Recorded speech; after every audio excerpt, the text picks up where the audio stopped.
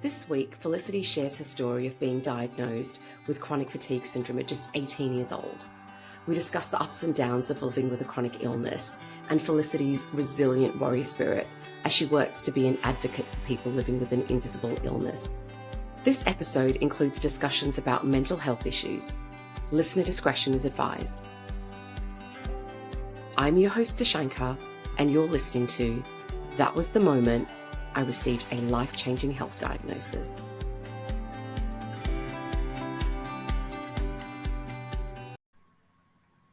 My guest today is Felicity Murphy. Felicity is a 27-year-old living in New South Wales. She's a writer and host of Fliss's Corner and a fur mum to Rosie and Ellie. Thanks so much for your time today, Felicity, and thanks for being here.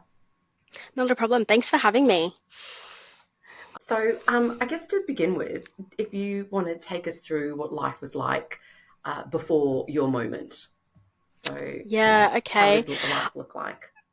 So life before my moment, it was very different. So I was 16 and obviously had my future ahead of me. I was really looking forward to finishing school and to getting my license and turning 18 and becoming like an adult and having all these like certain freedoms that I've been wanting for so long because you're on that verge of like coming out of teenagehood but almost in that adult era. So you're sort of like in between where you're not fully grown for some things, but you're grown enough to be out of other things. And so I was sort of really looking forward to like finishing school and just sort of going to uni, I guess, and just living life. Like I didn't really think much about like what my future really held or what could happen to me or anything like that. I was just pretty much a normal 16-year-old, who socialized, who got good grades at school, who had a great social group, like so I had great friends. And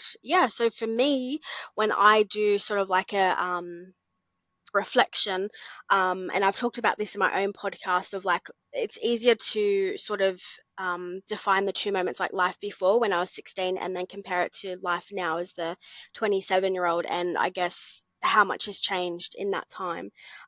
So yeah, I like to sometimes use it as that example. So for me, it's easy to remember the good times and the good memories and when life was a bit more simple.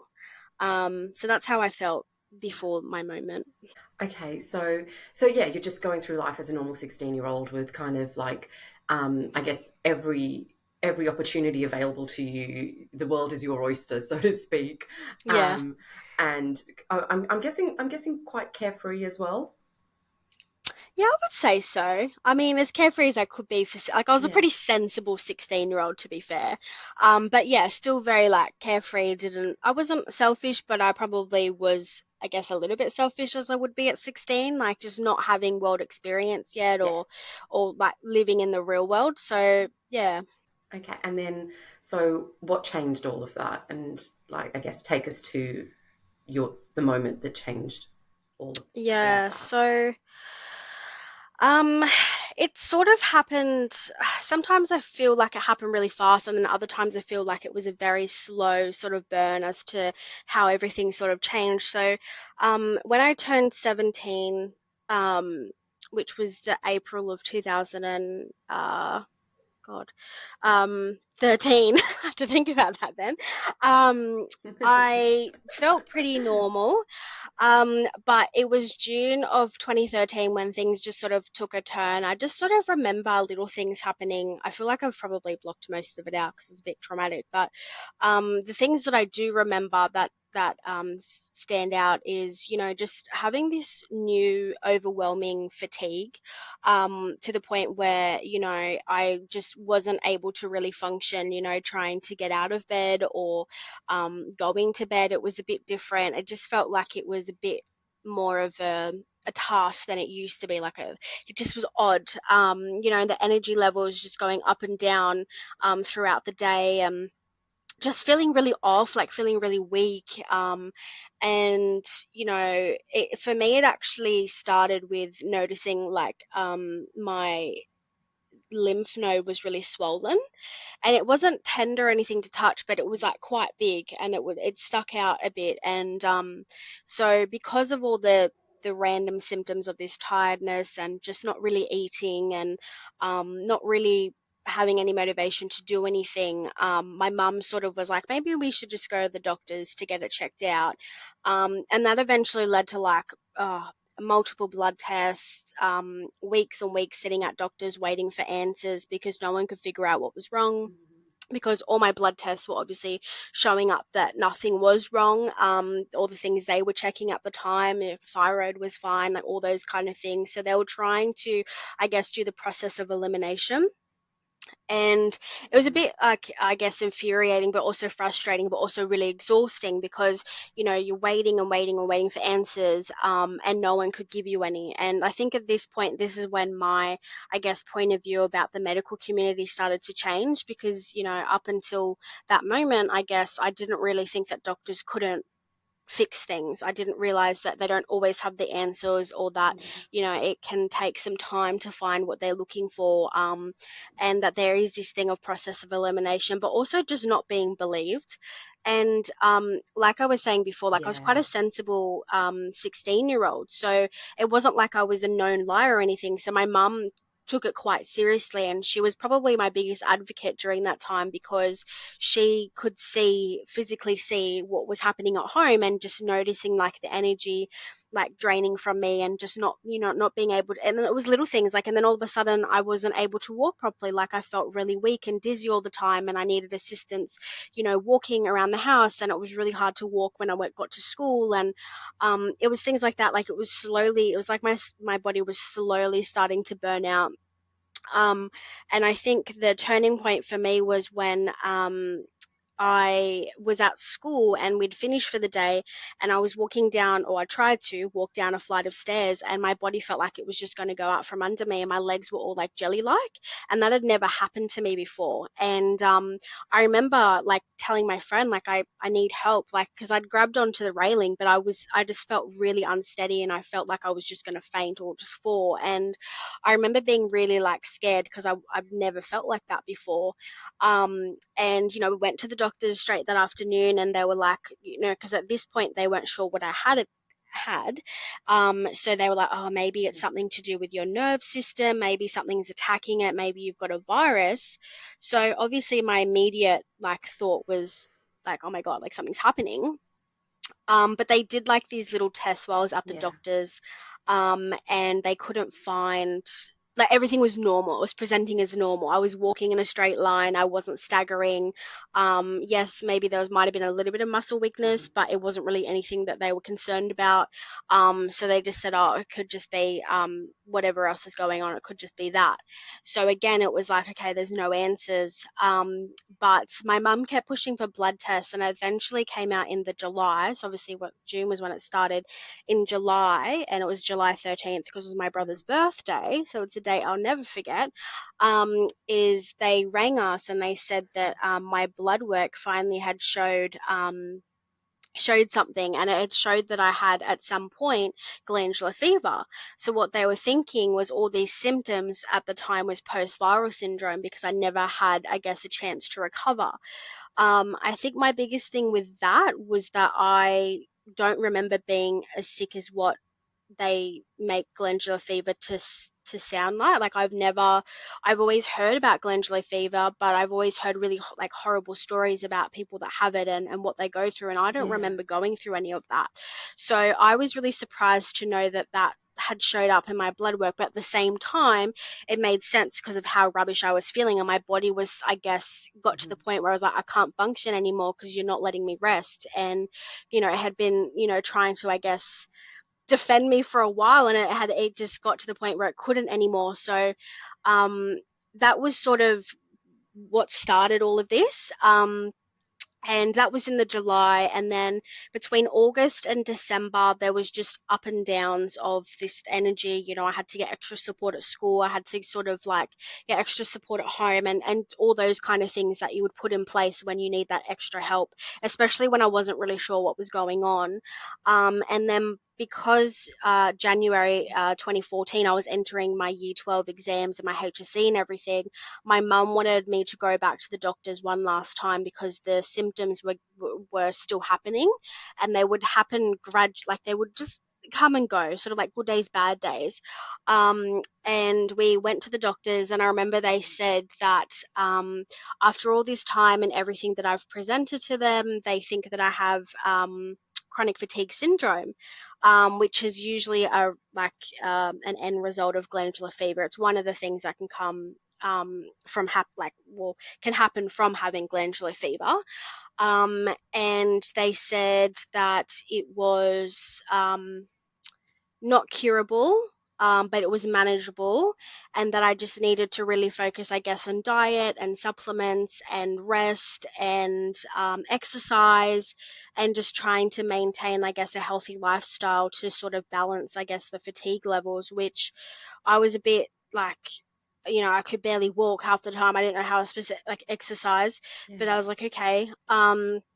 So that was sort of the only advice we got at the time. It was just sort of like, yeah, sorry, you've got it, but nothing we can really do. There's no cure. There's not really any Deal treatments with for it. it. There's no tablets for it. Like, yeah, you can get like supplements and things, but it doesn't Yeah. cure the CFS. It doesn't take it out of your body. So yeah, that's what sort Yeah. of That's led to that moment. that's that sounds like a lot to deal with like for an adult, but like a 17-year old, you weren't even 17 yet, for you at that young age. I mean, like that must have been really quite scary, especially when the advice you were receiving was, you know, you can manage it, manage it, manage it, but you're like, I don't have the energy to manage it. Yeah. Like you're asking me to do these things, but I don't actually have the energy to do these things. So how does that work? I I was actually Googling a lot of the symptoms, and of course, a lot of the symptoms, related to different cancers. So I actually started to convince myself I was dying, and that it was like one of those Hollywood movies where, I mean, it's laughable now, but it's not funny at the time. That I was, Yeah. this had this mystery illness, and that they weren't going to find it until it was too late. And then, so my 17-year-old brain is going, oh my God, this is it. This is, I didn't even get to live my life. I was sort of having these like, visions of having to tell people that I was really sick, and what was I going to do with my life. And yeah, so it definitely was horrifying. And then when I actually got an answer, and then I started Googling what CFS was and the causes of it and the symptoms of it, it Mhm. all, like, all the puzzle pieces came together.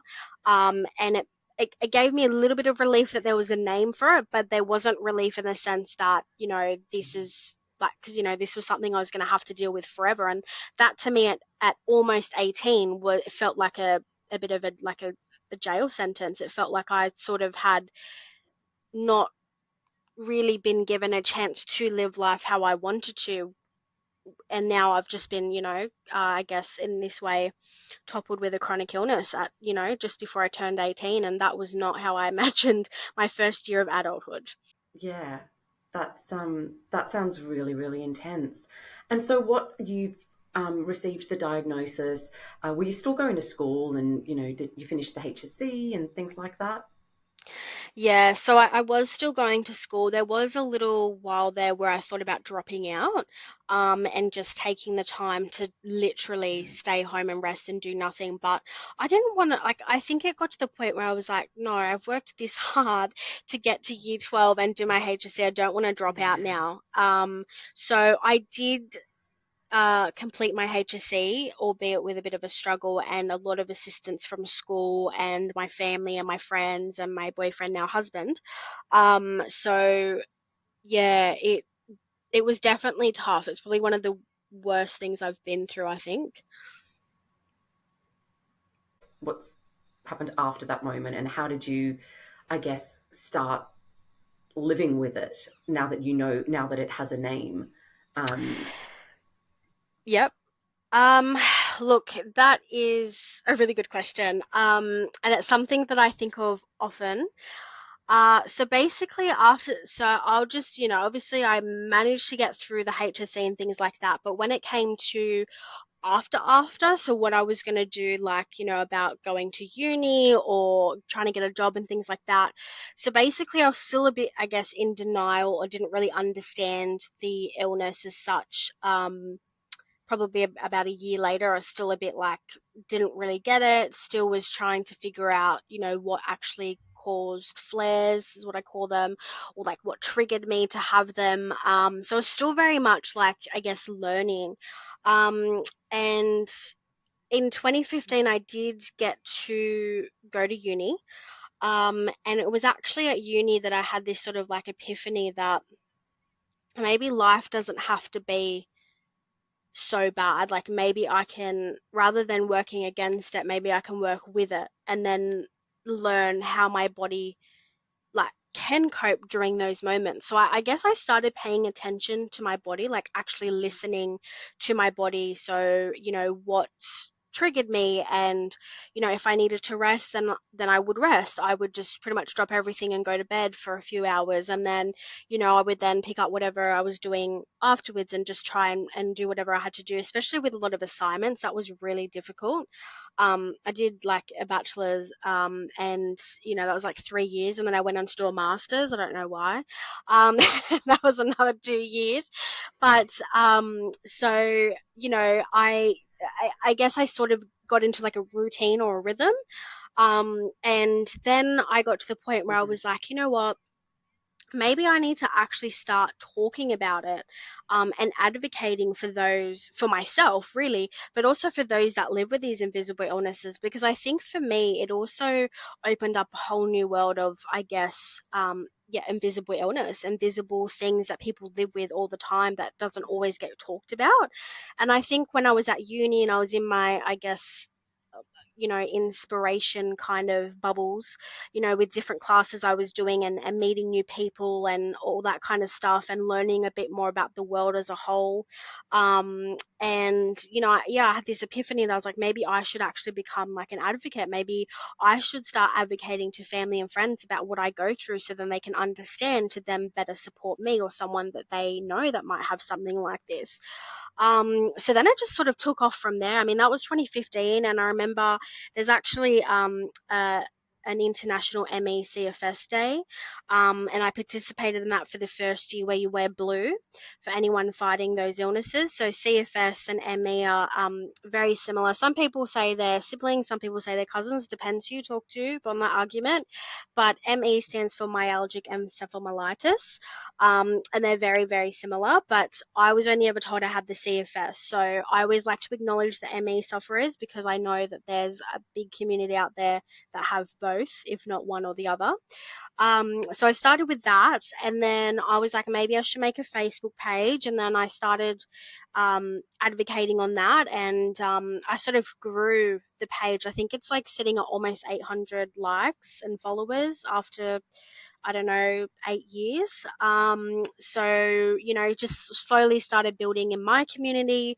I started doing a bit of blogging. So I developed a blog, and then I started writing, I guess, in more detail about, what my triggers were, what I would like for support, what it's like living with an invisible illness, and I guess watching everyone else's life just go on, what it's, just all these different perspectives of what it's like with that chronic illness. But then also seeing that there's sort of led me again down a bit of a rabbit hole, and understanding that there was, hundreds and hundreds of other illnesses I'd never heard of, that came to, yeah, to my attention once, I started researching my own, and then, blogging, and then trying to obviously gain an audience, actually seeing that there's so much more out there that can even be worse than mine, and realizing that, I've just sort of entered this new world, this new community where I actually really fit in, where I belong.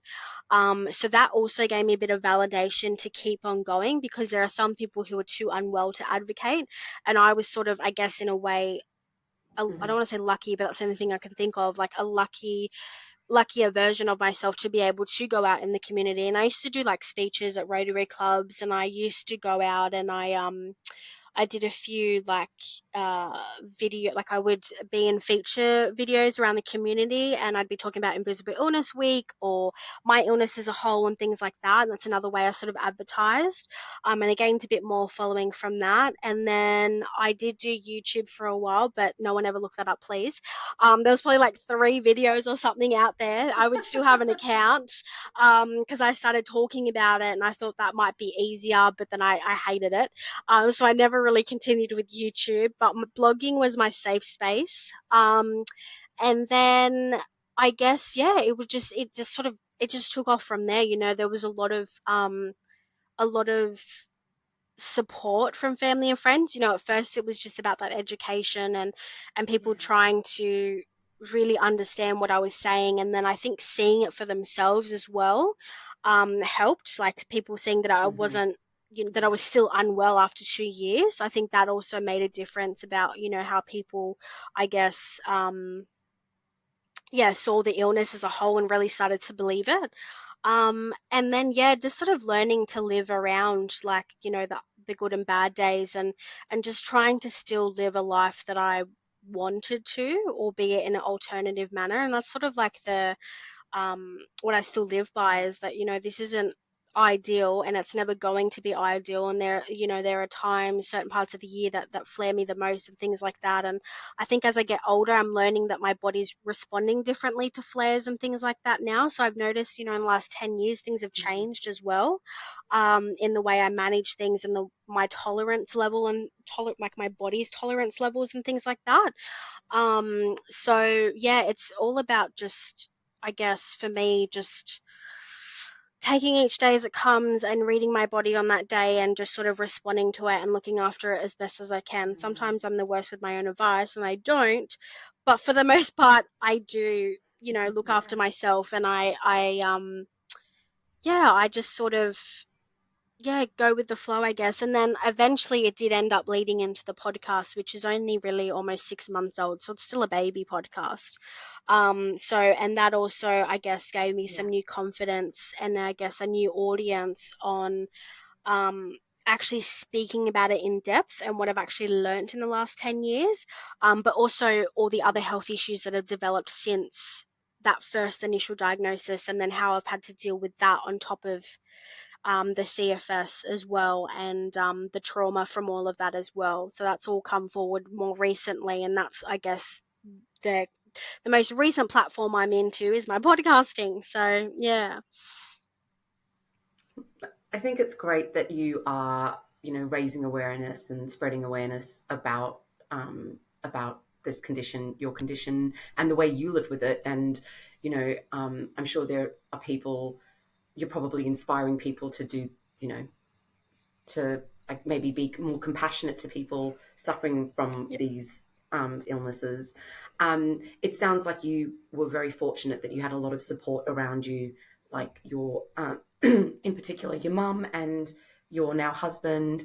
Um, and did you ever experience times when people would say, maybe perhaps you couldn't do something, or you felt like you were letting people down, or Yep. Yeah. I still feel like that, to be honest. There are moments, I think that doesn't change. I think my resilience to it has changed though.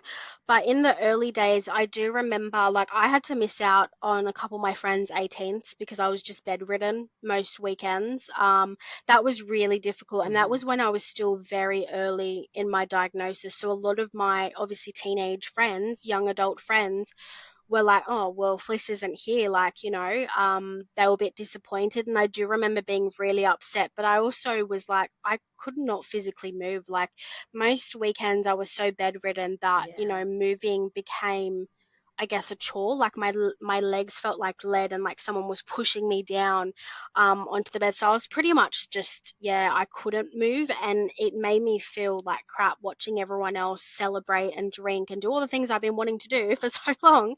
And and then it's sort of like, family as well. Like I guess back in the day it was sort of like, I guess once I finished school and things like that, seeing family also changed because I didn't have the energy to see people for long periods of time.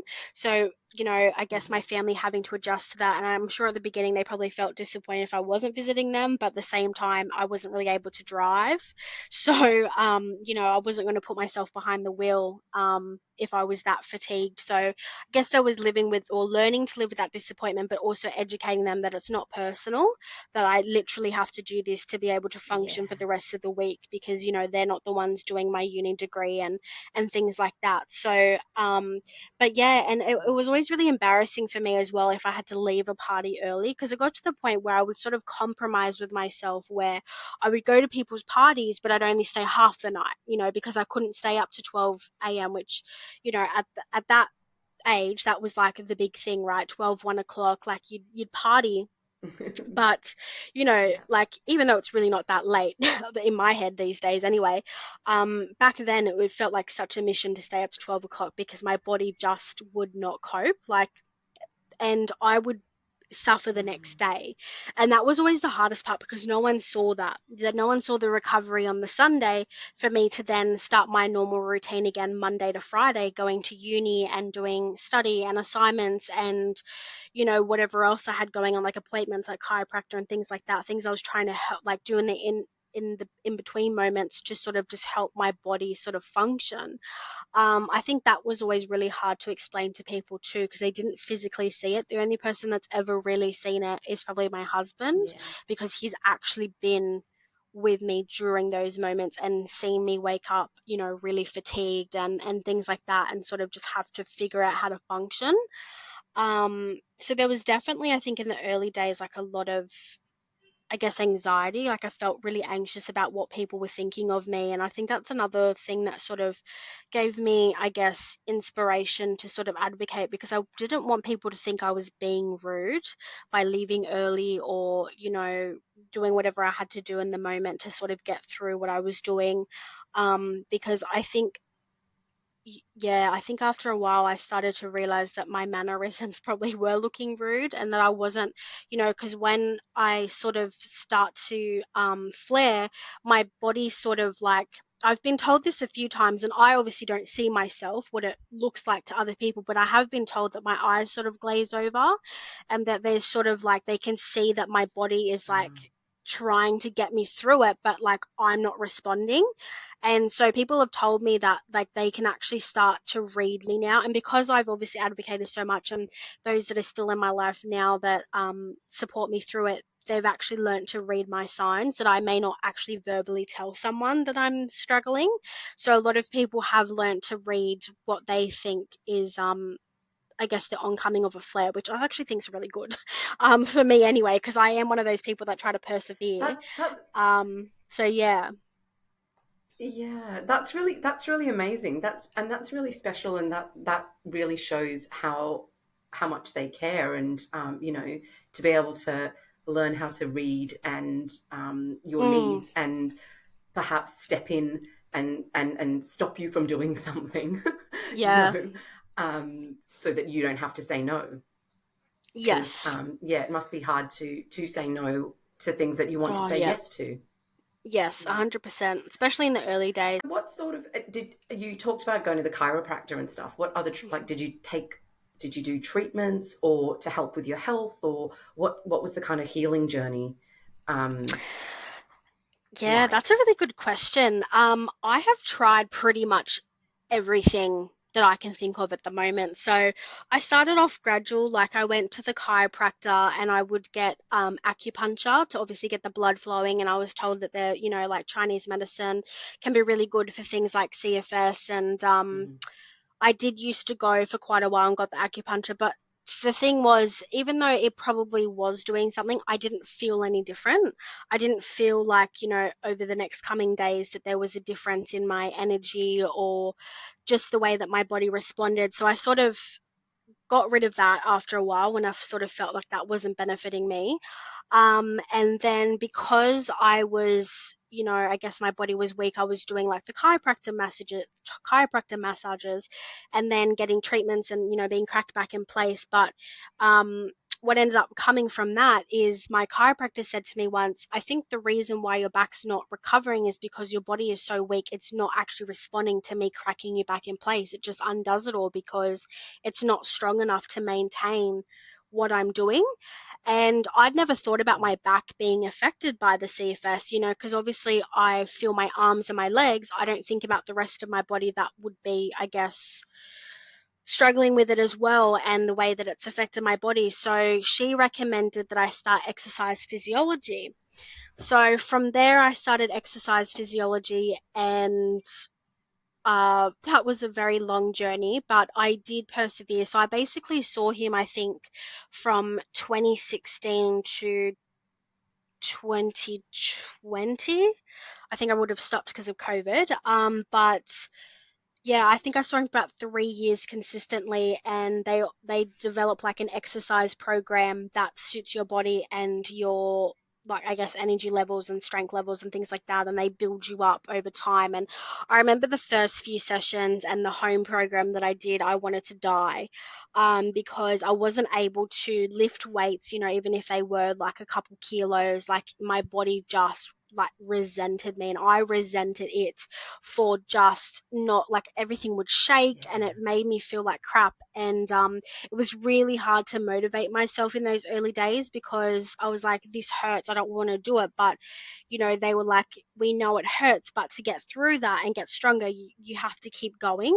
Like, it's a vicious cycle. So some days I wouldn't be able to get up out of bed to do the exercises, whereas some days I smashed it out. And then eventually my body, I guess, built up a tolerance of strength, and I was able to do activities for longer, like, walking for longer, and standing in line, and things that used to make my legs shake and weak.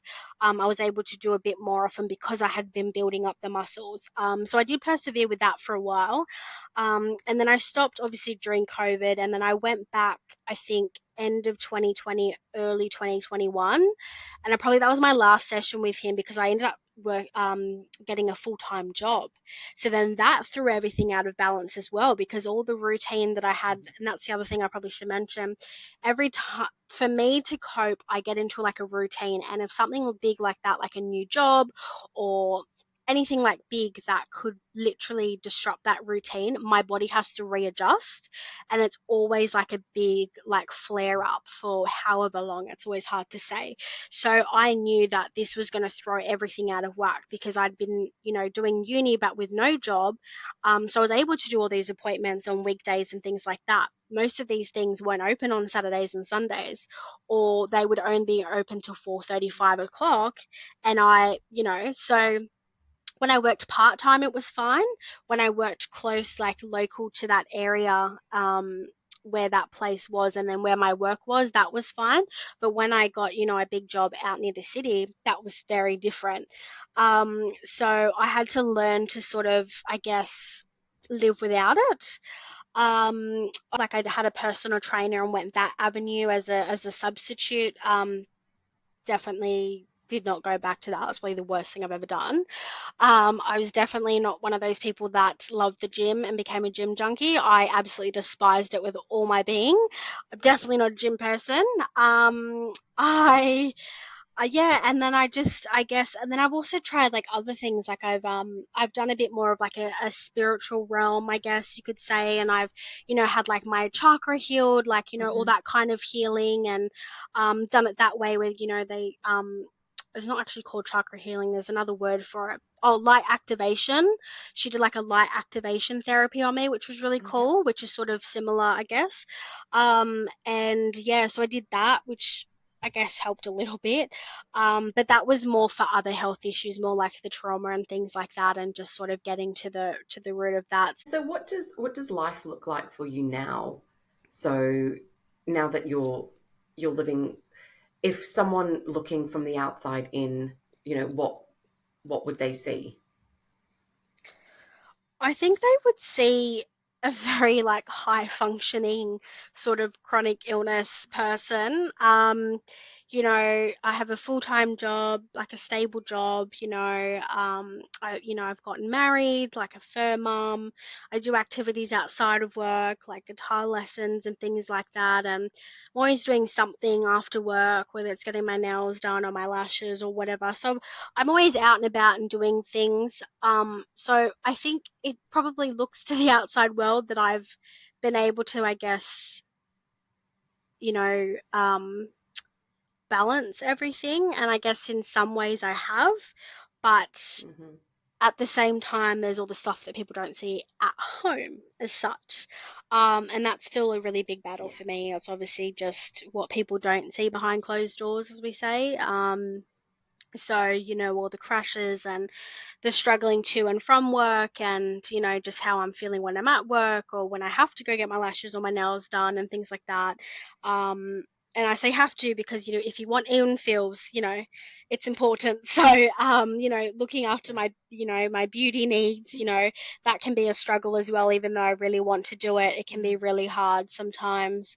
Um, Even going to physio can be really hard for me after a full day of work, and then having to go is just, it's beyond me sometimes. So I think, yeah, I probably on the outside, I probably look fine, but yeah, it's different story depending each what day. So yeah. Yeah. And I guess like with time, you've just found a new way of of balancing and functioning. Yeah, yeah. I mean, I've really learnt to listen to my body.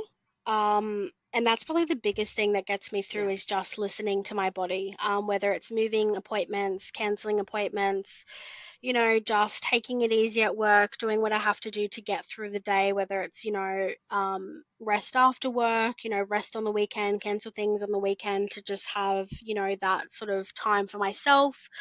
Um, I think also age helps as well. Like, obviously learning to read my body, but then also just, with all the different treatments I've had, and just the way that my routines have changed over the years, like some things flare me, some things don't, and just sort of learning to read those situations as well, and just, I guess, being flexible, and Hmm. then advocating for that as well, Yeah. because I think it's important that, like, family and friends and anyone that may or may not know me, like, it's important that what I may have been saying a few years ago is probably different now, and even 10 years ago, like, my body has been through a lot since then, and we developed tolerances and things like that, and boundaries and whatnot, and it definitely has differed over the last couple of years. And I think also just getting older, it's changed a lot too, how I sort of balance things and um get through my day. And yeah. And what advice would you give to someone, that might be listening to this thinking, well, let's start from the beginning. So, they can tell that there's something that's not quite right with their body, but they're going to the doctor and the doctor's like, no, you're fine. It's just probably this or it's probably that. I guess like, you know, you for someone that's potentially going to go through this journey, what advice would you give them? I probably have a few pieces. So my first one is always listen to your body, because you know your body best. Even though you're going to a professional that is going to be there to help you on the journey and they may not believe you straight away, despite that, you know what your body's going through and you know how to talk about your own body. So don't give up, I guess, your voice of your own experiences, because there is someone that will believe you. So that sort of leads into my second, piece of advice is that, you know, you can get second opinions. I saw multiple doctors at the beginning of my journey because no one was like, each person was giving us different advice, but also not listening to one thing and someone else would listen to the other thing. And I sort of learned from that everyone has different knowledge and different experience with patients and things like that. So if you feel like you need a second opinion, definitely do that, because this is about what you're going to be doing to get through whatever you're going through. It's not them. They're just there to provide the advice, but they're not the ones that are ultimately going to be going through what you are. So it's really important to, I guess, if you need to seek second and third opinions. Sometimes that can be hard, especially like if it's specialists and you're needing to pay and things like that. It can be hard.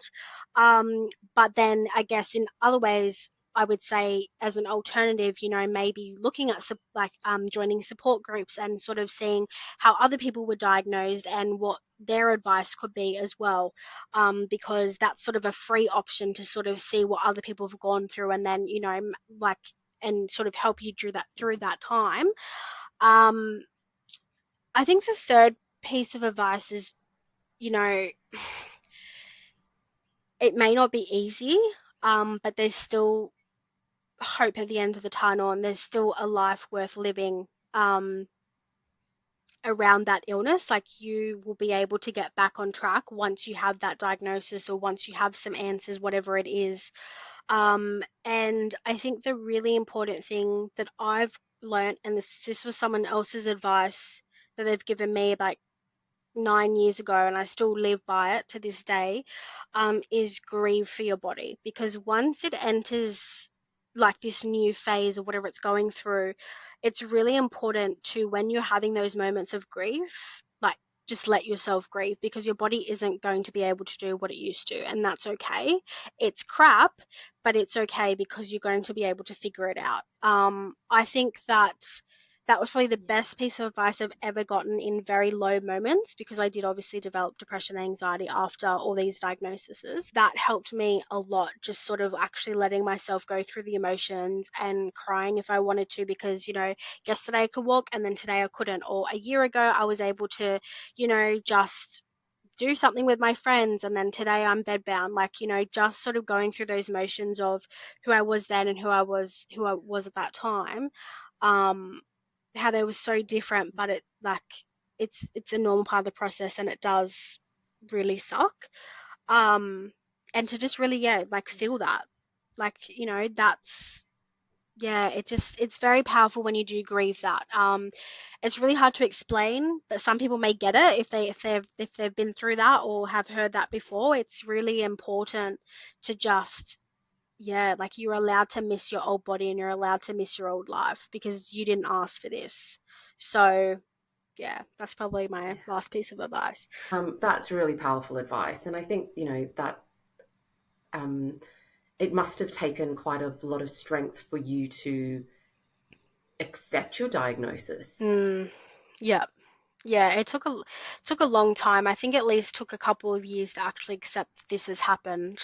Um, and that this was just going to be my way of life. I mean, there's still some days now that I hate it. Like, I grieve, I still grieve these days, even though it's been a long time. I don't think I'll ever fully get over the fact that I've been diagnosed with these chronic illnesses or invisible illnesses, or that it's never really going to go away. I Mhm. think that really sucks at times. But other times I always pick myself back up. Oh, and I should also say, as part of that last piece of advice, always grieve, but then always pick yourself back up the next day, because you don't want to stay there in that grief. It's always important to keep moving forward and come back to that at a later time when need be. Yeah, I think that's really important as well. I know for me, in some aspects of my life, not with a medical diagnosis, but sometimes I set myself a timer. So I set Mm, myself a timer for like 5 minutes, and I'm like, I'm gonna bitch, I'm gonna moan, I'm gonna cry, I'm yeah. gonna scream, do whatever I want. And then when that Yep. timer goes off, I am done and I'm Yep. moving on. And then tomorrow I might need to do it again, right? But I don't want to Yes. live in that anger or the angst or the anxiety or the stress of it. I just want to, you know, move it out of my body, Yeah. basically. So Yeah. yeah, no, I think That's that's it. that's really important to grieve, but remember, you're still alive. You're still alive, and you still have a Yes. life to Yep. live. Yeah, that's right. Yep. Yeah, and it sounds that like you are, doing such amazing things with the diagnosis. So I'm sure it must be that you must have some awful days, but it seems from this side that um you're actually being motivated by the diagnosis now, Mm, and to spread awareness, to raise awareness, and I think that's pretty powerful. thank you. Yeah. And yeah, so anything else that you'd like to share with anyone, going out going through this, or Um, last words of wisdom? just know that you're not alone. It does feel really isolating in those moments, but there are people out there that have gone through something similar, if not the same thing, and you've just got to find them. And once you do, like you'll feel like you belong again. Like there's people out there that will take you on board and help you through that. And definitely develop, a support group of your own, like whether it's family, friends, strangers, whatever. It's really important to not have to share to not have to go through that alone. Like it's important to share your journey, to Hmm. just so people can listen and talk to you and help you, because it also just relieves that burden of just carrying everything to yourself and not actually reaching out to anyone. I think it's really Yeah, important to sort of have that sort of, start developing that support circle, because you're going to need it. yeah. So that's probably those are the last two things I can think of that are wise. That's those are really good points, and I'm going to be adding all your contact details in the show notes. So to your, Okay, I think you've given me your blog thank and you. your podcast and things like that. So I people think so. are Yeah. able to find more information about you and about everything related to, you know, chronic illness. Yeah. Um, Yeah. so I like to ask all my guests, if you could be remembered by one word, what would that word be? Oh, that's a really good question. I always tell you to go with the first word that came to your mind, and because people go, "Oh no, I can't say that word," but the word that popped into your head. The first one that came was resilient. But Ah, then I thought, warrior, which I actually got tattooed on me as well when I first started going through all this stuff. So, but yeah, I guess fighter, resilient, fighter, warrior, those kind of, resilient warrior. yeah, Yeah, amazing. yeah, yeah. Well, thank you so much for your time today, Felicity, and for sharing your story. And I'm sure that you've given people, some inspiring bits of advice. And I hope that you continue to to to fight, I guess, and be such a wonderful advocate to about these illnesses. Thank you, and thank you for having me to share my story again to a new audience. Very grateful for that. Thanks so much for listening. I hope today's conversation inspires and empowers you to know that no matter your current situation, your life can change too. All it takes is a moment. And if you enjoyed this episode, don't forget to subscribe, rate, and share it with a friend. If you would like to share your own moment, see the link in the show notes. Until next time, be present in each moment, because you never know when your moment will arrive, or when you have the gift of being a moment for someone else. Take care.